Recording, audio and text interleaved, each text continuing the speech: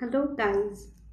हाल ही में देश में एक मुद्दा बहुत ही जोर शोर से साथ में चर्चा में रहा और वह था वोट चोरी का मुद्दा। राहुल गांधी के वोट चोरी के मुद्दे पर इलेक्शन कमीशन ने प्रेस कॉन्फ्रेंस की थी। इसके बाद इंडियन अलायंस जो है महाभियोग प्रस्ताव यानी कि इम्पीचमेंट मोशन लाने की सोच रही है चीफ इलेक्शन कमीशन के खिलाफ।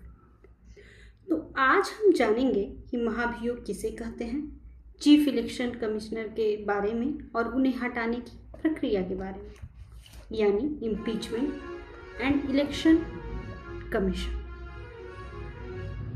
What is impeachment and election commission of India?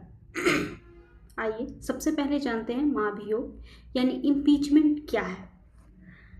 महाभियोग एक संवैधानिक प्रक्रिया है जिसके जरिए किसी भी उच्च पद पर बैठे हुए व्यक्ति, विशेषकर जैसे राष्ट्रपति, जज जो भी हैं, उन्हें उनके पद से हटाया जाता है अगर उन्होंने संविधान का उल्लंघन किया हो, कोई ऐसा अनुचित आचरण किया हो या फिर कोई उनके खिलाफ भ्रष्टाचार के सबूत मिलते हों तो उन्हें महाभियोग के द्वारा हटाया जाता है उनके पद से।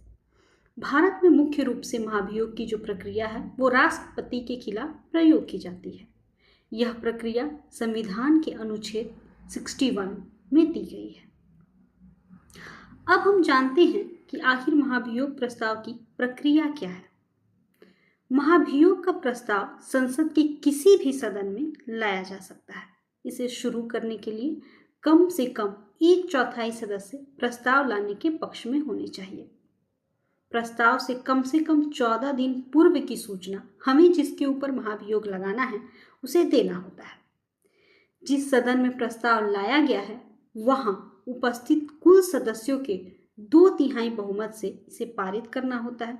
अगर हमारा प्रस्ताव पारित हो जाता है और आरोप साबित हो जाते हैं तो जिसके ऊपर भी लगाया गया है, चाहे वो राष्ट्रपति हो या फिर हमारे मुख्य न्यायाधीश हो, उन्हें उनके पद से हटा दिया जाता है। अब हम जानते हैं कि आखिर निर्वाचन आयोग है क्या।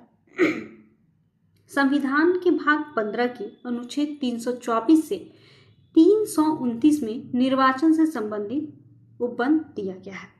भारत निर्वाचन आयोग की स्थापना 25 जनवरी 1950 को हुई थी। निर्वाचन आयोग एक संवैधानिक निकाय है। निर्वाचन आयोग का गठन मुख्य निर्वाचन आयुक्त और उनके साथ साथ अन्य निर्वाचन आयुक्तों से मिलाकर किया जाता है और इनकी नियुक्ति जो है राष्ट्रपति के द्वारा की जाती है। मुख्य चुनाव आयुक्त का कार्यकाल 6 वर्ष या 65 वर्ष, इनमें से जो भी पहले होगा वो उनका कार्यकाल होता है। यानी अगर उनकी उम्र पहले 65 वर्ष हो जाती है तो वो पहले रिटायर हो जाएंगे, या फिर अगर वो 65 वर्ष के नहीं हुए हैं लेकिन 6 वर्ष पूरा हो गया है तो वो रिटायर हो जाएंगे। और अन्य जो चुनाव आयुक्त हैं उनका कार्यकाल 6 वर्ष या फिर 62 वर्ष, जो भी पहले हो जाए वो रिटायर हो जाएंगे। पहले चुनाव आयोग 1 सदस्यीय आयोग था, यानी सिर्फ 1 सदस्य होते हैं, परंतु अक्टूबर 1993 में 3 सदस्यीय आयोग बना दिया गया, यानी 1 चुनाव आयुक्त और अन्य चुनाव आयुक्त होंगे। मुख्य चुनाव आयुक्त और अन्य चुनाव आयुक्तों का वेतन और भत्ता जो है भारत की संचित निधि से दिया जाता है। मुख्य चुनाव आयुक्त को राष्ट्रपति तभी उसके पद से हटा सकता है जब उसके विरुद्ध कदाचार तथा अक्षमता का आरोप सिद्ध हो जाए और संसद के दोनों सदनों के पूर्ण बहुमत तथा उपस्थित एवं मतदान करने वाले सदस्यों के 2/3 बहुमत से प्रस्ताव पास कर दिया जाए। अन्य निर्वाचन आयुक्त यानी हमारे जो मुख्य चुनाव आयुक्त हैं उनके अलावा जो अन्य चुनाव आयुक्त हैं या प्रादेशिक चुनाव आयुक्त हैं उन्हें इस तरीके से नहीं हटाया जाता है। उन्हें हटाने की जो विधि है वो मुख्य चुनाव आयुक्त के सिफारिश पर राष्ट्रपति के पद से हटाया जा सकता है।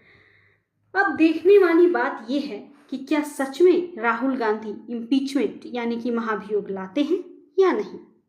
मिलते हैं आपसे अगली बार एक नए इन्फॉर्मेशन के साथ। तब तक के लिए दे हमें अपना ढेर सारा प्यार। Please like, share and subscribe. धन्यवाद।